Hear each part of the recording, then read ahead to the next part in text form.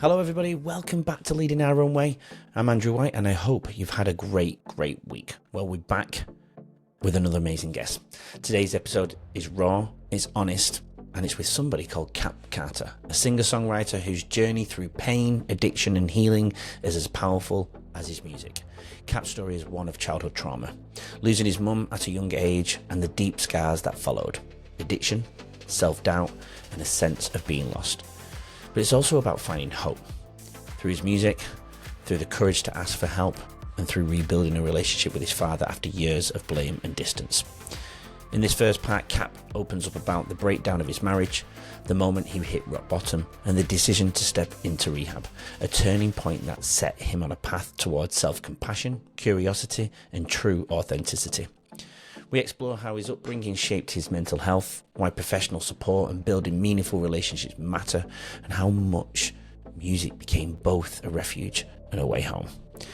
If you're navigating your own challenges or searching for a sense of belonging, Cap's journey will resonate for sure. Stick around as we dig deep into what it really means to lead our own way, even when the road feels impossible. And don't forget to subscribe, please share your thoughts and connect with us on all the socials because your story matters. Oh, and a very cool part of this journey is he got to sing and support in his own right for Teddy Swims.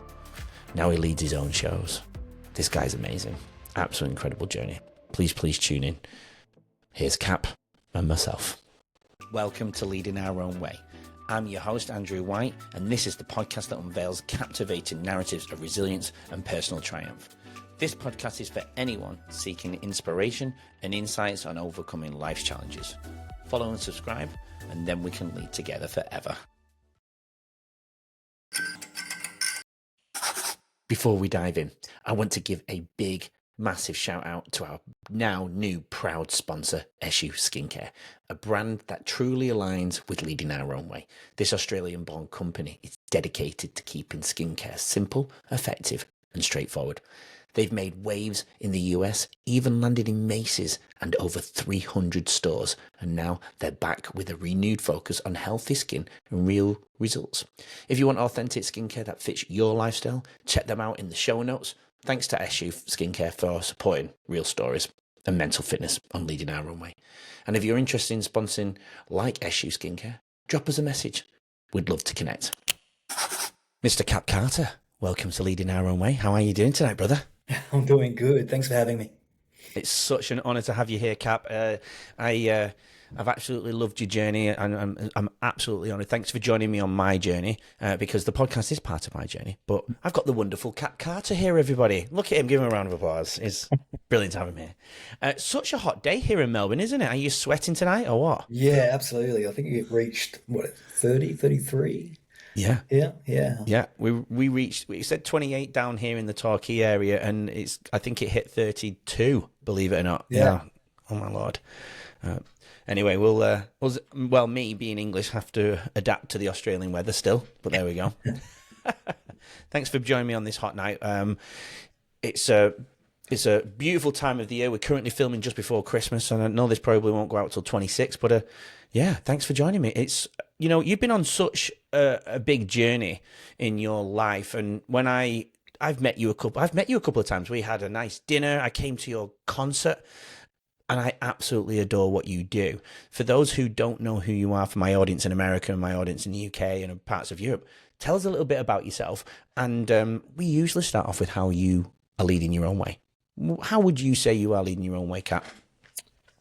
How am I leading my own way? I think it's changed over the years, but more recently, there's a quote that I really love. It's called, the quote goes, all of life is coming home to self. I feel like I live my journey as authentically as I can by showing people that I've gone through all this mess and muck to have finally now come to a place of safety within myself. And I feel like I create art that embodies that. I think there's two ways of telling your story, one from a place of hurt and another place from a place of healing. And as we delve deeper into this, I think how I'm leading my own way now is telling that story from a place of healing. Okay, beautiful. So if I ask you what your mental health state is on a scale of 0 to 10, 10 being the optimal contentment, zero obviously being the rock bottom. Where would you say you land on that scale? I'd say 7. I think there's always Okay. room for improvement. I never, Yeah. maybe that's the artist in me or the critic. I think I always want to, I don't Yeah. want to think that I'll have it perfect. I think there's always room to improve. So I'd say a 7, especially after tour.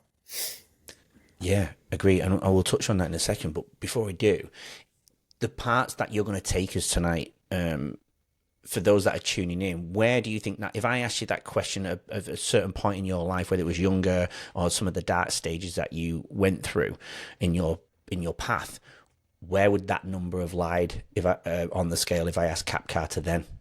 If you asked me at a point where there was no sort of professional help done or like professional sort of counseling, I wouldn't be able to give you a number because I wouldn't be able to fully answer that question. Um, if you asked me maybe during rehab, I'd say it'd be the negatives. When I Yeah, first started rehab, if you ask, I think and it's supposed to, the number changes in different seasons of our lives, but yeah. yeah, and we'll get into that, I guess. Absolutely. No, we totally will. But we always like to start off in a really positive way. Like you just said, you've been on tour. Tell us a little bit about what you do and what tour means for those who don't know who you are, Cap. Yeah, so I am a singer-songwriter originally from West Sydney, Mount Druitt.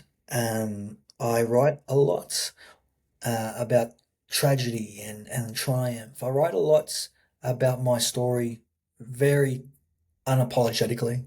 I initially wrote music to just get things off my chest, not knowing that that would create a fan base of sorts. Um, so I have just authentically lived my life through song, and in the process of that, have I've gained a fan base worldwide, and I'm blessed that that's been a blessing. And the people that come to you in terms of fans and your listeners, do they come from a place of hurt, or do you get a range of type of people that come and listen to your music? I'd say it's a range. I think in those early years of writing from a place of hurts, I think that's that, it's this magnetism. Whatever you project out there is what you bring in. And I was projecting a lot of hurt, and a lot of these shows were bringing in a lot of people who were experiencing the same thing: loss, grief, addiction, rehab. And I'd like to think now that telling the story from a place of healing and positivity, that it's bringing in folks, who are on the other side as well. Yeah. Well, on an anecdotal note, when I came to watch you perform, I wasn't just watching you, I was watching the people around the floor dancing and types of people that were there. And I could see that. I could see that they were really in tune with your just you being on stage. I could see them looking into your eyes, and I could see them really following along with passion, and I could see where they probably come from. Even just those small conversations that I engage with. Obviously, I was there with a group of people that both you and I know, and who we've had dinner with, and I could see it. I really, really could see it. And then I go to the clips, and I try and not do too much research on my guests because I want my reactions to be authentic when we do record. But I was watching clips, and one of the girls that got interviewed had said just that, exactly where she'd come from, and that she resonated with you. And, I see obviously that with girls and why they follow people like Taylor Swift because of the relationship stages of life. But this is personal to them, which connects personally to you. And I love that. It's amazing. Absolutely incredible.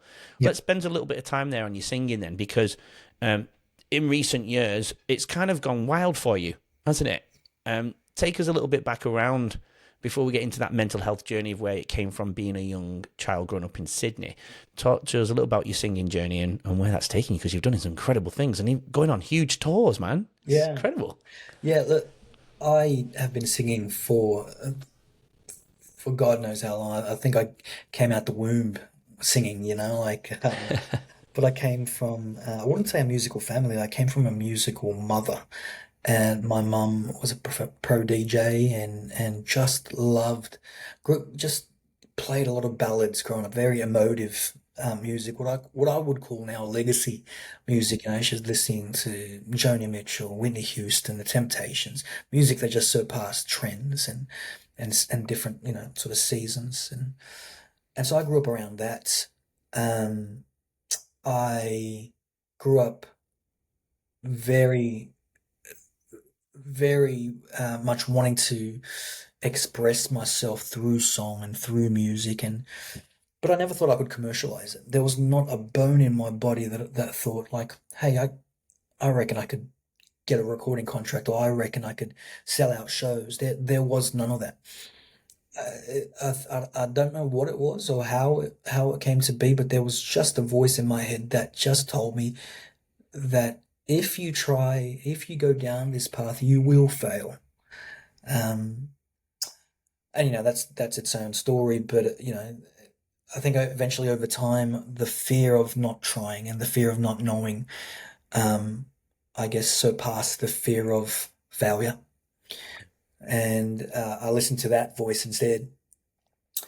And, you know, sort of long story short, like I got signed to Universal Music, peak pandemic, and it was a dream come true.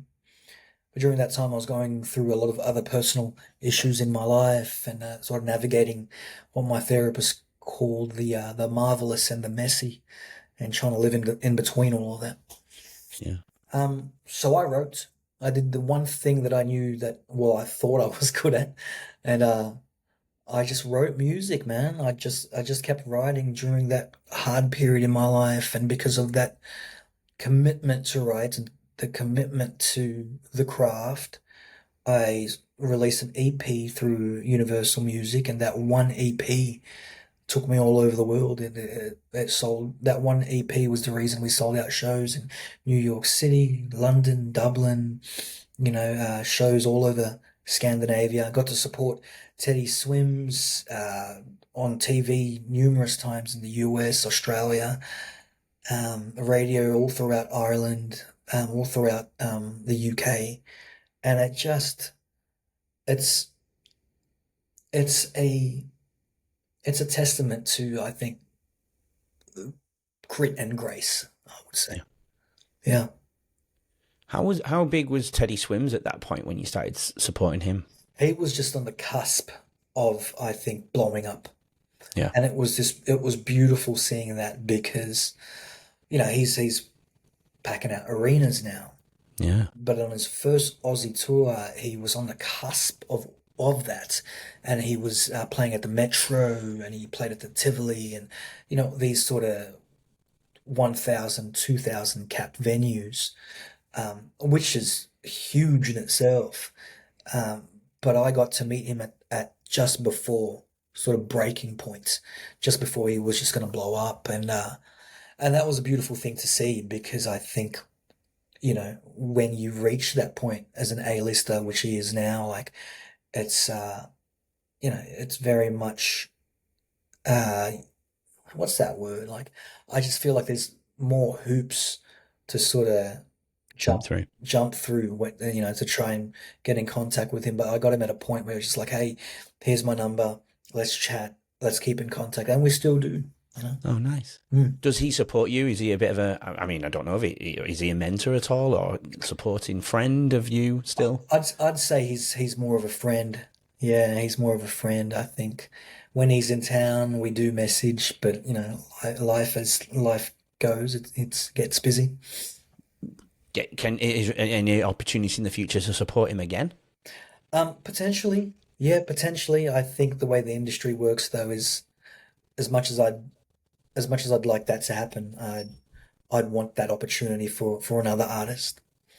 You know, Oh, I'd want to be fair because I've had my go, and I feel like I really capitalized on that opportunity because after that Teddy Swims tour, I sold out my first US and UK tour and made yeah, enough content, you know, to last me a while. And you know, the best things that have come out of that, besides all their sold out tours, was that an actual, you know, friendship with Teddy. yeah. So if the opportunity ever came around again, whilst I'd be thrilled for it, I don't think it'd be fair. I think it Wow. would be nice to give someone else a go. Yeah, wow. I mean, that's a mentality to have for sure. I mean, Yeah. how going to Universal then? How did they discover you? Oh man, they found me through an old clip back in that. So someone reached out in 2020, but they had found a clip from 2018 of a song that I wrote, and there's some dude slid into the DMs, didn't know who he was, and he just sort of just introduced himself as, "Hey, work for Universal. Can we get on a meeting?" And look, I've been in and out of sort of label world prior um, prior to that call, and I had just sort of I wouldn't say I was cynical, but I was sort of skeptical. I wasn't Yeah. completely dismissing what could potentially happen, but I had been burnt enough to be like, well, I'm not going to hope too much. It turned out that that gentleman that contacted me wasn't just one of the junior A&R scouts. He just so happened to be the head of A&R for all of Universal Music Australia, and I didn't know that till after the call. He Wow. didn't introduce himself as that, which I love at the same time. I think people who lead by titles, I think there's enough to be said about that. But this man just came and said, "Look, hey, my wife won't shut up about you, so she asked me to watch your stuff, and I watched your stuff, and now I'm here." And I think I mentioned to you before, but one of the conversations, one of the first things he said to me was, "Cap, I don't really know what to think of you because you look like a lad, but you sing like an angel." And he said, "I don't know whether you're gonna sing me a song or steal my car." I love this story. And to which I replied, "Both." I think he loved that. I was pretty quick with my response, and I think he loved that to the point where the next day the contract was in my Gmail account. So Wow. I mean, that's an incredible journey. Yeah, that fast response, that definitely won him over, didn't it? yeah, yeah. I feel like it's not enough to have talent in the industry. There's got to be story. There's got to be a Yeah. story. There's got to be a personality. Mm. And look, I'm not sort of blowing my own horn here, but I just felt like, well, I got to a point where when he did set up that meeting with me, I just I gave no fucks whether he signed me or not. It was just like, you want to meet with me, I'm going to give you my time, and this is me. It was very unapologetic, and I think he loved that. And I think that's a good way to pursue you know a career in the industry. Is just be authentically you. Yeah, Yeah. yeah, Yeah, character is super important, isn't it? I always say to my children, uh, uh, uh, intelligence will get you so far, but character is what you'll get you over that edge, and that personality. Having a little bit of spunk about you will take you so much further, won't it? yeah, Meet some incredible people. It'll get you places. It'll form relationships, help you connect better, at a much deeper level.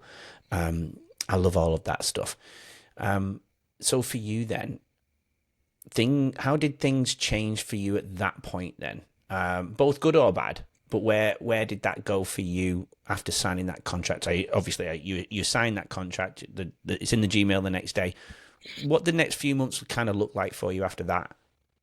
well, at the time I was actually married at the time, and I had been sort of in and out of pursuing this music dream since my early 20s. I was sort of 1 foot in, 1 foot out all the time. There was always sort of a love-hate relationship, and I sort of alluded to the fact that mum brought music into my life, but there was always sort of a love-hate relationship with music because of what happened with mum and my childhood and family. And at that time, unknown to me, like I was already in active addiction, you know, and there's nothing like there's nothing like the validation that comes with through social media and the validation through your art, and taking all of that and then having a mind that is plagued with complex childhood trauma. It was the combination of the perfect storm. So what happened a few months after getting signed was actually I separated from my wife at the time and just went through a world of pain. It was the first time I ever got professional help, and it was the first time I saw my professional life do this and my personal life do that, and somewhere in the middle trying to just balance everything. So did did that put a dent in the singing career because of that middle ground, as you mentioned, that trying to find that sore Well, point? interestingly enough, like I had a lot of support from Universal. Like, you know, they've just signed someone, gave this person an advance, then all of a sudden they find out that this person's gone to rehab, life is falling apart. Usually that happens like maybe 3, 4, 5 years, you know, Yeah, in the contract. But then this is only a matter of months. yeah. And I thought that okay, you know, I thought they were going to pull the plug. And looking back, there was a lot of support, especially from the gentleman who signed me. It was look after yourself. This will still be here, Wow. um, when you're ready. And that in itself for me felt like okay, there was permission here again to be authentically me. And and it's not always like that in this industry. It's not all. I had a very rocky start in this industry, but I felt like, you know, I was where I needed to be and with who I needed to be with. So how long was that period? How long was that contract for then? Because I'm not fully understanding how they work, but yeah, was there a period of time of that contract? Well, it's not so much time, it's more so deliverables. Oh yeah, So we were signed to two one album and then another album option. yeah. So two albums essentially. And where were you in the process of making that album during those few months of Did that not difficult moment? Hadn't even started the first EP. Yeah, had not started the first EP when I, you know, was pretty much moved back in with my sister and Mount Druitt, and life really fell apart. And this was it was the hardest thing, I think, like uh, I pretty much got that advance money from Universal Music, and looking back, it's the biggest blessing because that considerable sum, like that significant sum of cash from Universal Music, actually was the reason that I got to check myself in to rehab. Yeah, You call that the stars aligning, you call that God, you call that the universe, but it happened when it needed to happen. Yeah. that's right. Would you have been, let's say you didn't get that contract then, would you have been able to get that same support without that check? Just taking a very quick break to thank our sponsor, SU Skincare. If you haven't heard of them, SU Skincare started right here in Australia, using Australian ingredients to make skincare straightforward and accessible, especially for men who want results without the fuss. Their journey took them all the way to the US, where they were featured in Macy's and over 300 stores. Now they're back with a fresh approach, focusing on healthy skin and authenticity for everyone. I'm proud to have SU Skincare as a sponsor on Leading Our Own Way. See the show notes for their website and to see how you can keep your skin healthy and confident. And if you're interested in sponsoring like SU Skincare, drop us a message. We'd love to hear from you. Now, right back to the episode. No, I wouldn't have. Nope. I had no finances at that time. And, if I didn't get the contract, I also feel like it would have delayed my healing Mm. because the success in terms of validation through social media, getting the contract, all of this was again, I know I'm saying it again, but it was the perfect storm. It was the catalyst. Yeah, It caused enough chaos in my life to strip me like bare. And I think, I've been in rehab enough, and I've lost enough that rock bottom's a good place to start. Yeah, Yeah. absolutely. Yeah, I think when we cling, we're still. I think when we think we still got things to cling on to, when we have enough savings, have enough of this, have enough security, I think sometimes that could delay healing. But when there's nothing else, and you have to just dig deep to find enough grit or enough reasons to keep going, I think that's when real, authentic healing can start. Agree. Yeah. Was rehab a pivotal moment for you in terms of your recovery? Yeah. Yeah, absolutely. It was rehab, it was the group work, it was really like I felt like someone had opened a door into like who I who I am. Like someone lifted up a mirror and said, "This is you." And you don't see it. You do not see this. And those were some really confronting dark days when you're confronted with the truth in those early stages of rehab. What they're enough to it's enough to make you want to relapse because that's what you're escaping from. Yeah. And then someone finally throws up a mirror, but this is you. And again, it just came at the right time because there was nothing left to lose. I had lost my marriage. I was thinking I was going to lose the recording contract. I had lost my house. I was literally bunking up with my nephew in a 3 by 3 room. I'd sold it. I'd lost everything. Mm. And, you know, I was on, yeah, I was on a dark path, man. Yeah. How did you find the grit to carry on with the music, with both this beautiful, amazing signing that not many people get in the world, but yet you're sitting where you're sitting? How did you find the grit to get through that and come out the other end? I think definitely professional help. Like a lot of these the rehab therapy was group work, but I mean, I told you this before, 6 days of therapy a week for 8 months. Yeah. Wow. Like, Full time. yeah, yeah. And it was like an intensive to have, it was like I was taking a class, taking intensive classes to learn about how fucked up I was, Yeah. about how much trauma, how much, how much grief, unresolved grief I had in here from like long ago that were manifesting themselves in like other ways, like in unhealthy ways. Systems I'd created to as defense mechanisms as a child, going through neglect, going through emotional and verbal abuse that were ruining or sabotaging my relationships, but also sabotaging like my inner world.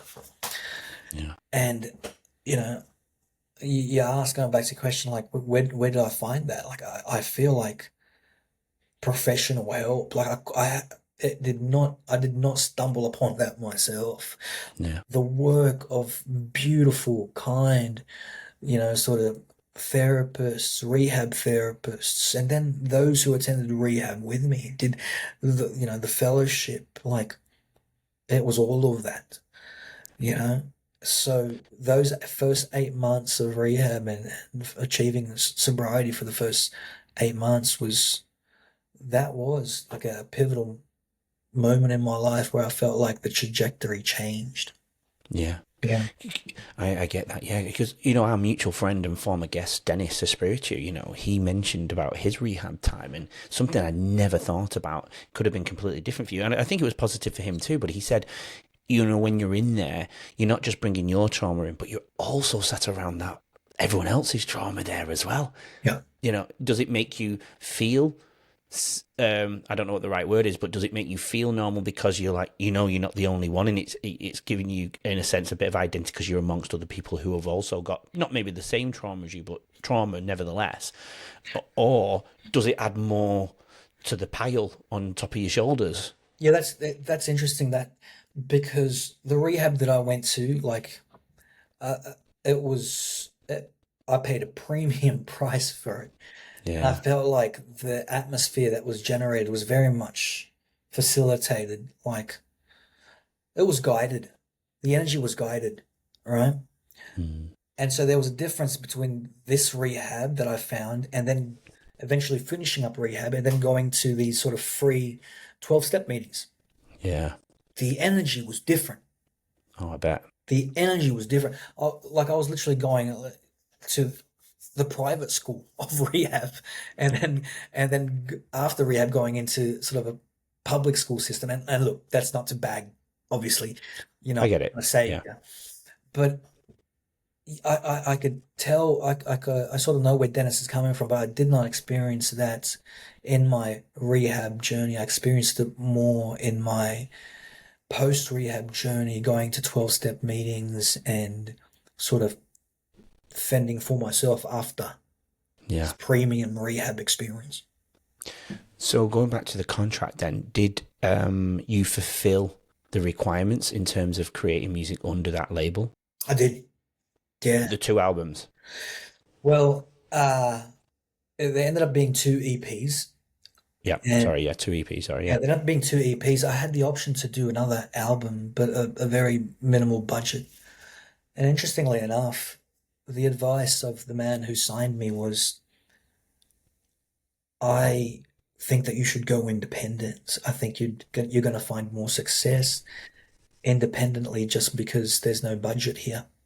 They were sort of cutting costs at the time, and I just trusted this man with my whole heart. And at the time, it felt like it was sort of a tease. It felt like, okay, I got signed, which was my dream since I was a little boy, and then now we're parting ways, and maybe that means I shouldn't pursue music anymore. It was real, and also because during those years, and this is like about 3 years of time frame being signed, but those years being signed to Universal, I feel like got me through. Was one of the reasons why I got through those hard times, because it gave me a sense of fulfillment and purpose, Mm. something bigger than myself.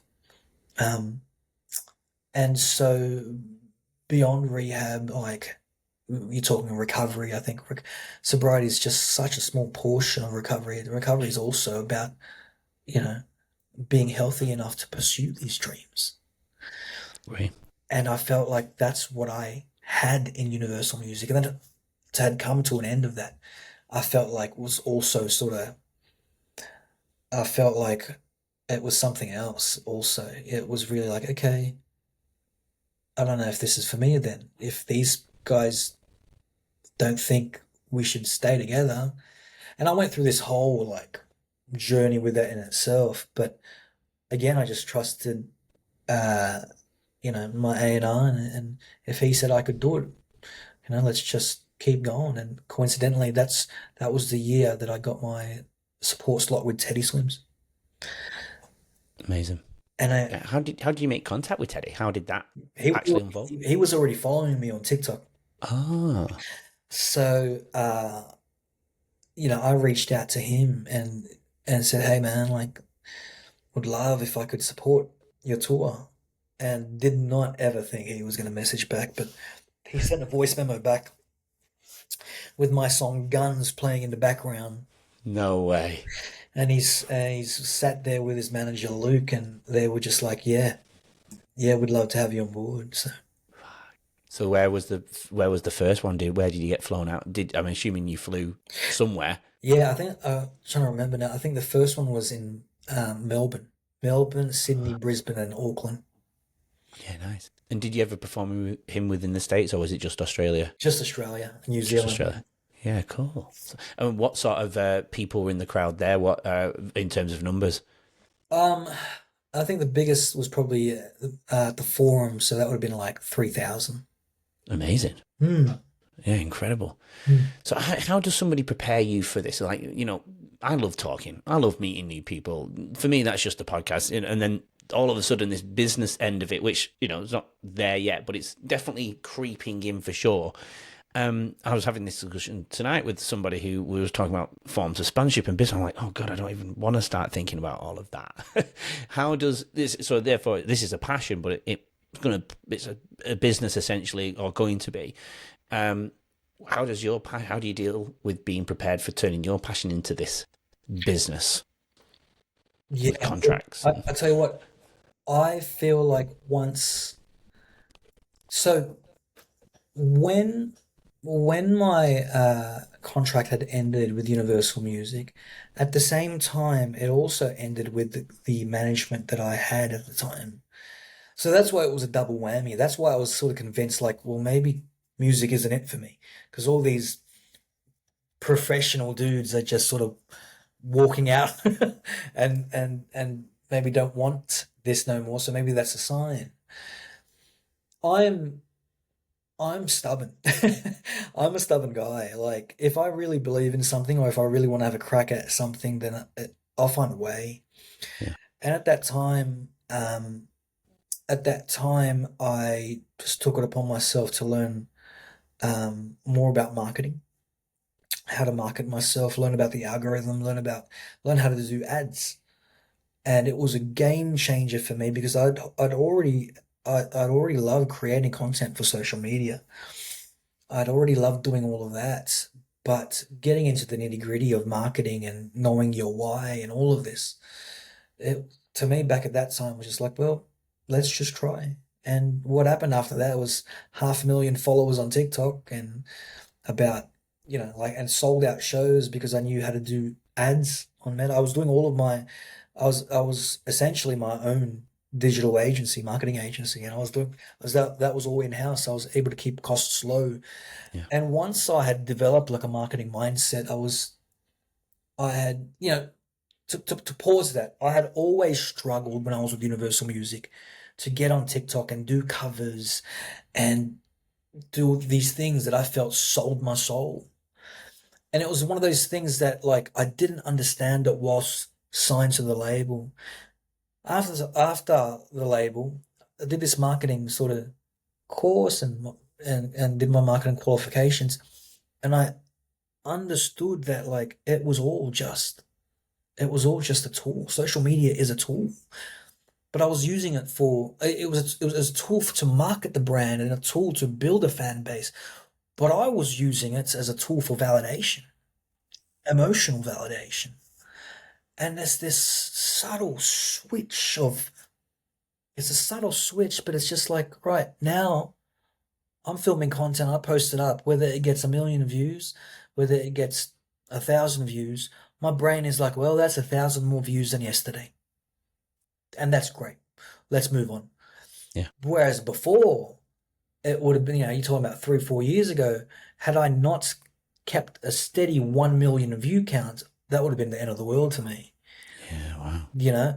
And so it's a subtle switch, but that marketing qualification changed everything. And then with that, like, because there was no management, you just learn how to do things yourself. You just pick up things. You just learn how to talk to agents, and you learn how to talk to, like bookkeepers. I got my own bookkeeper now. I got my own sort of like, the other day I had to talk to my business manager, who is essentially my lawyer, and asking him to audit these things. And then I'm also a grant writer now, and I secured about, just the other week I secured about $40,000 in funding, and that's just because that's just the nature of an independent artist. You have to treat it as a small business. Like, it's up to you whether your craft, whether your art is going to stay afloat and whether it's going to keep growing.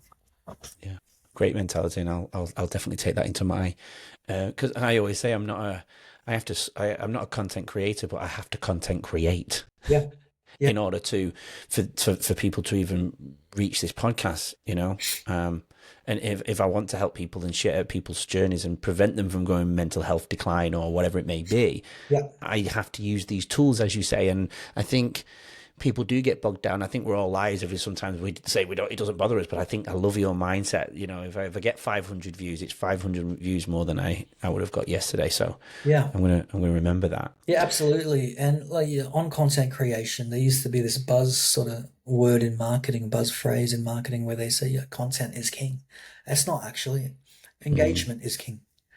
yeah. And if you already know how to engage people, you know, that's why that's why there's so many content creators or videographers out there who know how to compose a shot and compose photography, but they don't know how to engage their audience. So it's just like, well, I can literally and I've one of the biggest videos I've ever had uh, was a 26-second cover of Landslide filmed on this phone here in a warehouse, no microphone, and I'm just belting at the top of my lungs.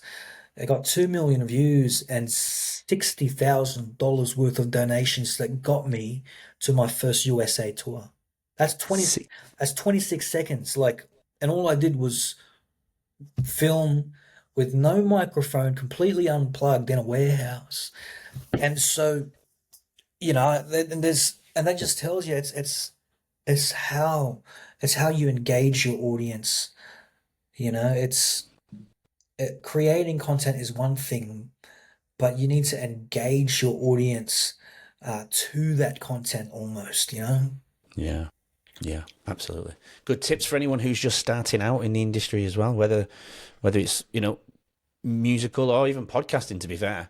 They all have the little hooks. I'm learning the hooks and the transitions and keeping people attention. Actually, since I've changed it since Dennis's episode, and my viewership's actually gone up because I've concentrated on those little moments. But I had to go through the stages, right, to get to that point, if that makes sense. I had to learn. I do everything organically myself, so I haven't got to. I've just been learning from scratch.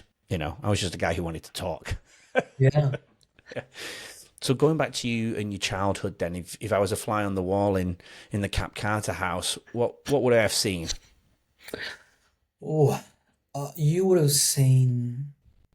So I grew up with a dad who was in the U.S. Navy, and the man already had his own trauma prior to going into, the Navy. Yeah. But then they train you not to feel. You're a product of that system, and and that works for them professionally, but it doesn't work for them personally. That's why there's so many, you know, broken vets. Sort of. PSTD, yeah. Yeah, yeah, Mm. Did I put a strain on your relationship then? yeah, yeah, absolutely. I grew up not knowing my father, Oh, really? and my mum left us for another man. I was like 9 years old when mum walked out. Fuck. And I didn't know what an affair was. No one had explained to me what that was. No one explained to me that mum was sneaking out, with another guy, you know. Mm. And because I wasn't close to my dad, I had Fuck. I had put it on him. I'd put it on him that it was his fault that mum left. Yeah. And so she walked out of our lives, and was in and out over the years after that. But I grew up with a father who I barely knew. And what was worse was that I hated him. And I hated him because no one had explained to me why mum left. No one had sat me down and actually said, this is what's happening. It was just forced upon me that this is what's happening. This is life now. Deal with it. Don't cry and don't talk about it, you know? And because that happened, it just sort the only person to blame in my mind, in my young mind, was my father. He was in a world of pain, probably, wasn't he? Absolutely. Yeah. Yeah, Well, absolutely. And not able to express that. and comfort you as well. He probably didn't even know how to comfort you, and he probably thought that was the best comfort for you, was to just go, let's suck it up, let's move on. It's probably best without her, you Yep. know. Take us to that day that you realised she was gone. Well, that's the end of part one of our conversation with Mr. Cap Carter. A powerful reminder that healing isn't linear. and that authenticity can definitely be both messy and beautiful. If Cap's story struck a chord, see what I did there? Struck a chord. Anyway, let us know. Leave a review, share this episode, or reach out. We're building a community where vulnerability is strength and every journey is honoured. Part 2 drops soon, where we go deeper into Cap's recovery, his music, and the lessons he's learned about coming home to himself. Until then, take a moment for yourself. Remember, you're not alone on this road. Keep enjoying the inspiring stories, and give us that review, give us a follow. All helps. Until Wednesday, when part 2 drops, we've got Tuesday Truth dropping tomorrow, which is just as powerful. Enjoy, we'll see you then. Join us tomorrow to hear more from today's incredible guests and learn valuable insights to help you lead your own way. Don't forget to subscribe. We'll see you then.